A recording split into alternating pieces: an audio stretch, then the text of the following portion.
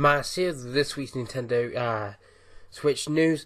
A little bit different this week. I've got a video playing in the background. This is the scissor reel, because Nintendo had a Indie Showcase Direct type thing this week where they showed, I believe it was 21 or 22 games.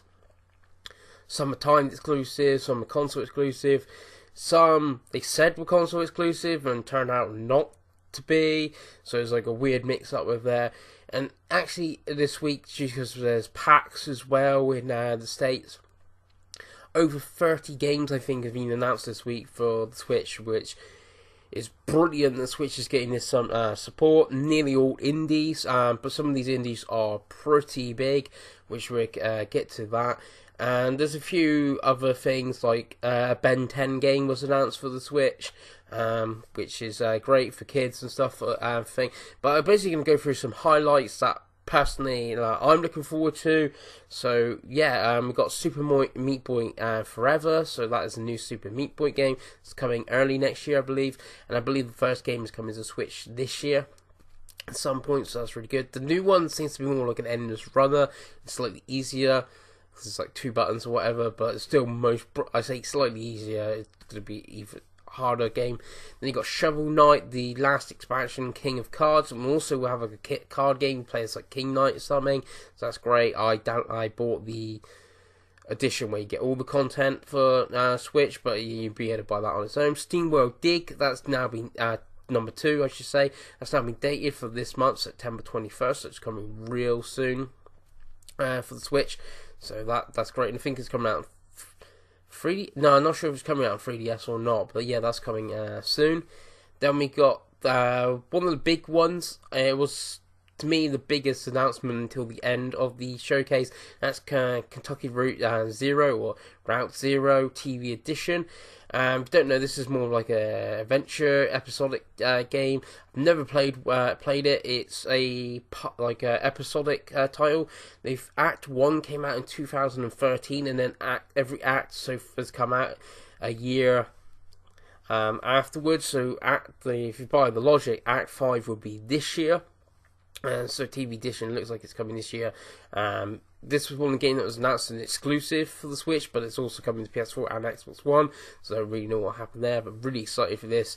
And this game just coming to consoles, end off, if it be Switch, PS4, whatever, and obviously the whole 5 acts are going to be available, because I've never played it, due to the whole waiting year for the acts and that. They're only about an hour to 2 hour long as well, so I think Telltale or Life is Strange type thing is that. Then you've got Ghost Story. That's coming this month. I think it's coming out the 14th of September.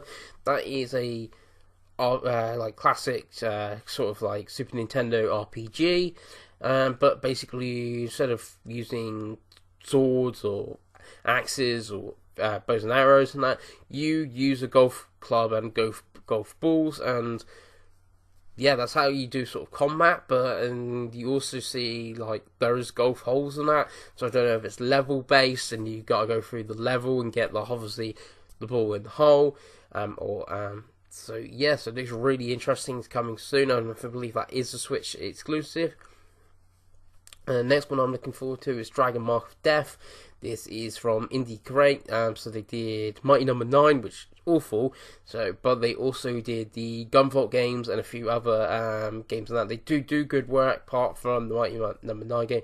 This is more of like a hack and slash game than Mega Man style sort of game. That's coming. Going to be able to, it looks like you're going to play it multiplayer as well. And it has like a vanilla-ware sort of art style.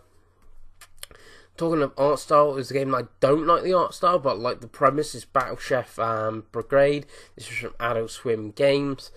This one is this is a sort of RPG sort of styles. You go out in the world, you kill some monsters, and you get loot. But take like a monster hunter, you get that loot, you can build like new armors and that, from what I gave her for a monster hunter. This you basically make meals with, but then that you play the meal bit as well on this, so you basically has like a sort of like a mini game, match free mini game where you have to make the meal and then you get ranked in that. So Yeah, it's a real odd game. I like sort of like the premise. I like odd games like this, but not keen on the art style. I'll just wait and see how much that costs. And then you got Next Top Heroes, which is I'm not sure who makes this.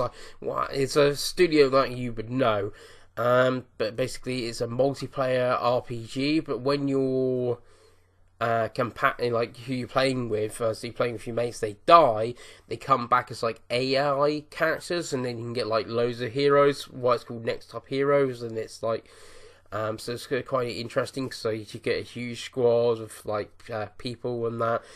So it sounds quite interesting. You start with game when you die, so it's got like the procedural generated thing. Gear.Club's got dated, so that's December 1st, and we've seen some gameplay as well of that, so it looks really good.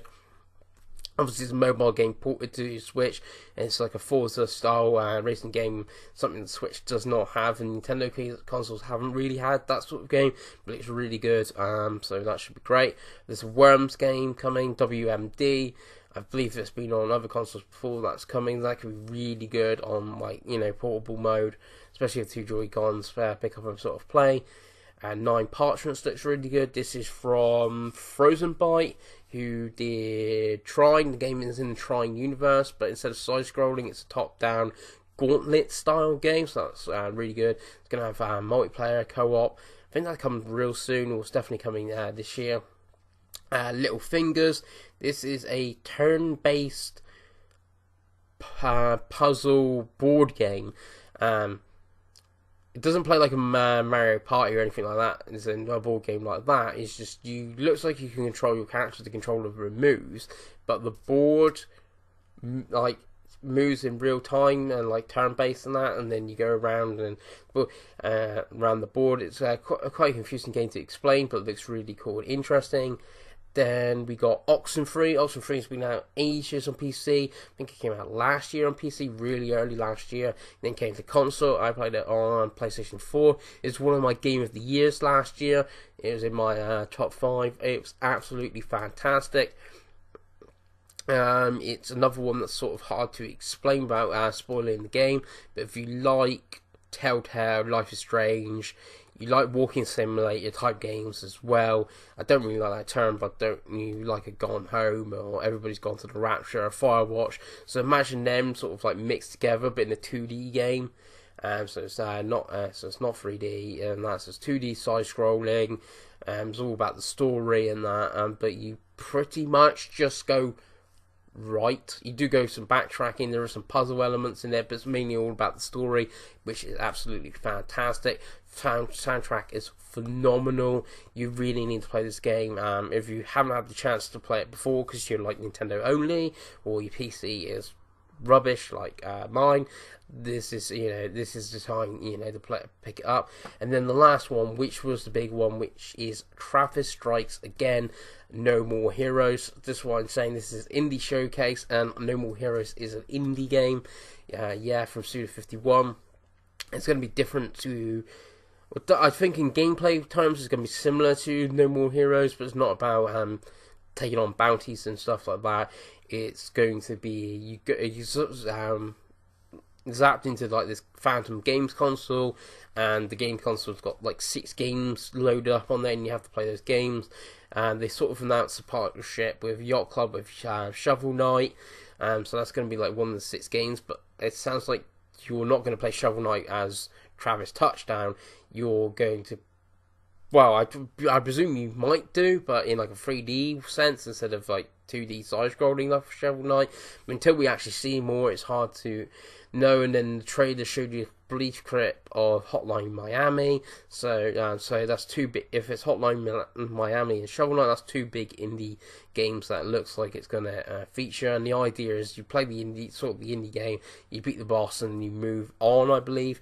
So that's going to be really interesting. I think it's coming early next year as well. So that was some of my highlights. Let me know down in the comments what your highlights from this week of the 30 games. But for now, I'll see you again.